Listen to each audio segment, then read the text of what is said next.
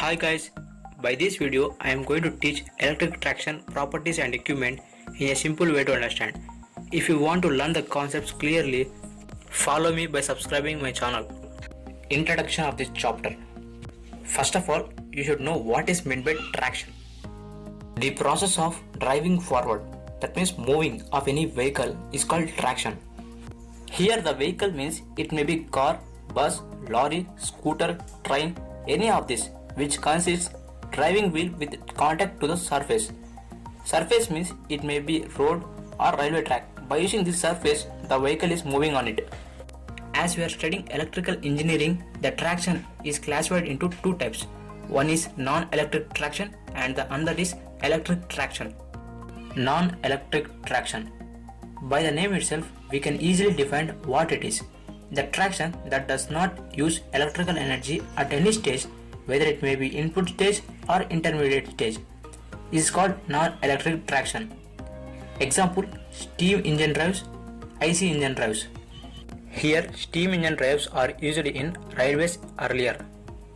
To understand steam engine drives clearly, you must know about engines. Nowadays, we are using many vehicles like cars, bikes, scooters, buses, trains to travel from one place to another. For all these vehicles, there must be an engine. Without this engine, they don't move. Coming to the railways, the train also consists of an engine. By using this engine only, the train will move. Mostly, here in the railways, engine is called as locomotive. But the engine is not a locomotive, and it is a part of the locomotive in the trains. Engines are classified into many types, but here in the example of non-electric traction, we just discussing about steam engines and IC engines. Actually, the steam engines work somewhat as a thermal power plant. In steam engines, it converts heat energy of steam into mechanical energy by means of a piston moving inside cylinder of it.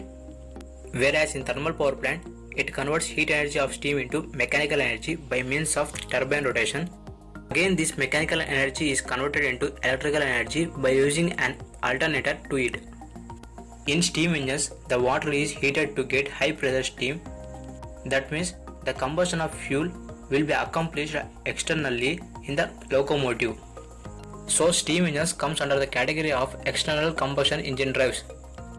Coming to IC engine drives, where IC stands for internal combustion. These internal combustion engine drives are used in road transports.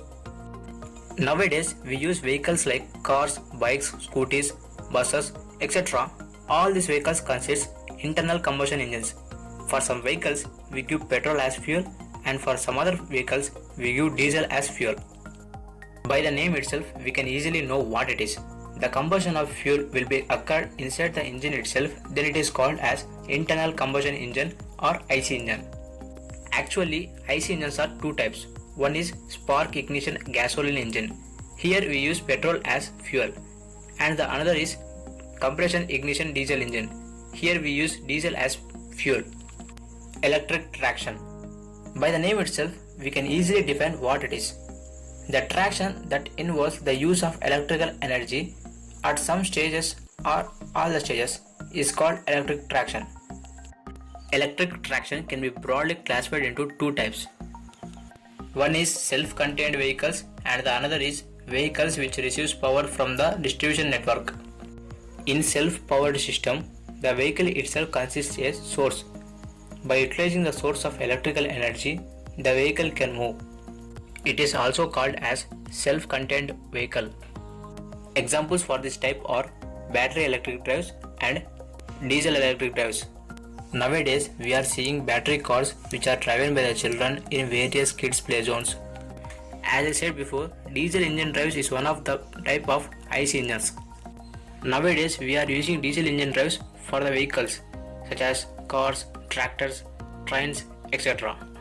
In earlier railways, we use steam locomotives, but there is a drawback, that is, in steam locomotives, we use steam engines. That steam engine capacity is very low. Due to that reason, huge amount of pollution occurs. When the diesel engines are invented, then we stopped using steam engines and replaced it by diesel engines. Then the trains are known as diesel locomotive. Diesel locomotives are not same as that of road vehicles like cars, tractors, buses, etc. Because In that vehicles, they also have diesel engines, but the difference between them is presence of gearbox. In road vehicles, they consist a gearbox additional to that of diesel engines. Actually, gearbox is used to transfer energy from one device to another and is used to increase the torque while reducing the speed. For example, if we take car, they have 5 gears and its maximum speed is 150 km per hour, and engine has a range of 500 to 5000 rpm. To attain that maximum speed 150 km per hour by using 5 gears in diesel locomotive, it is not possible because the average weight of the car is 1.4 tons, but the weight of the trains are some thousands of tons. If we increase the engine RPM, it may lead to engine blast. To attain the maximum speed of the car within the limited RPM, then we should need 30 gears in the engine. But using 30 gears is not possible practically. So here, without any gearbox, the diesel locomotive attains that speed by converting the mechanical energy into electrical energy, and again that electrical energy is converted into mechanical energy. First of all, diesel engine makes mechanical energy, and this mechanical energy is given as input to the generator, which converts that mechanical energy into electrical energy, that is alternating current, and that alternating current is given as input supply to the transformer, which increases the voltage. Here the output alternating current is converted into direct current by using a rectifier, and that direct current is converted into 3-phase alternating current by using a inverter. This 3-phase alternating current electricity is used to flow through the traction motor. Then that motor converts that electricity into mechanical energy. That means by using the electricity of 3-phase alternating current, the motor helps to rotate the driving wheels. Then the train will move. Here in the diesel locomotive, electricity played a key role. So the diesel locomotive is also known as diesel electric locomotive or diesel electric drives. Coming to second type of electric traction, that is vehicles which receive power from the external distribution network. In this type, the vehicles internally does not have the source to generate power for their function, but they receive the power from the external source. Best example is in electric trains. In electric trains, the locomotives can receive the power by 2 ways. One is by overhead lines and the other method is by third rails. By using this second type of electric traction only, the electric trains receiving the power along the track. Mostly, we use overhead lines to transmit power to the various vehicles like electric trains, trolley buses and trams, etc. Actually, overhead lines are nothing but a distribution lines. In electric trains, they receive power through overhead lines by using a pantograph. Here, pantograph is mounted on the roof of electric trains and it makes contact with the overhead lines by which the electric train can receive the power from the external distribution network, that is by the overhead lines. But to flow a current, we should need to make a closed circuit. That means we should return the power which we received from the overhead lines after the utilization of it. Here in electric trains, the return path for the power is by the running rails.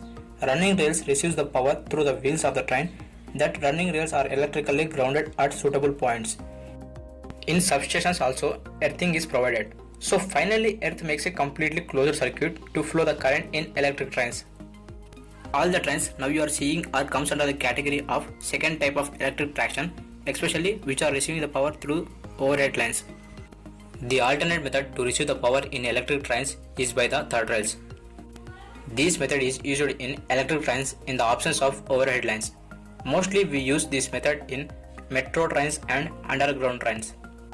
Here in this method, the power is transmitted to trains using an additional rail called as third rail or conductor rail. These third rails are usually placed outside the two running rails but occasionally between them. Here in this, the power is transmitted to the train by means of a sliding shoe which is in contact with the rail.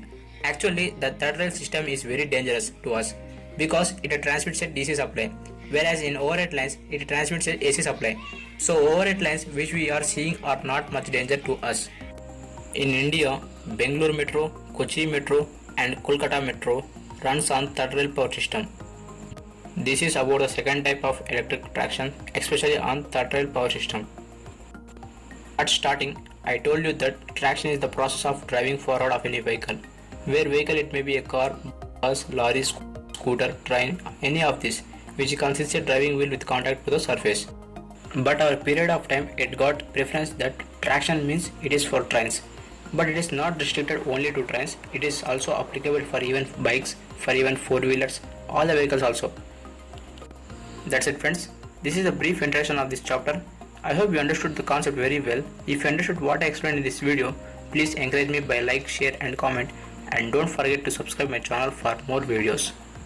Thanks for watching.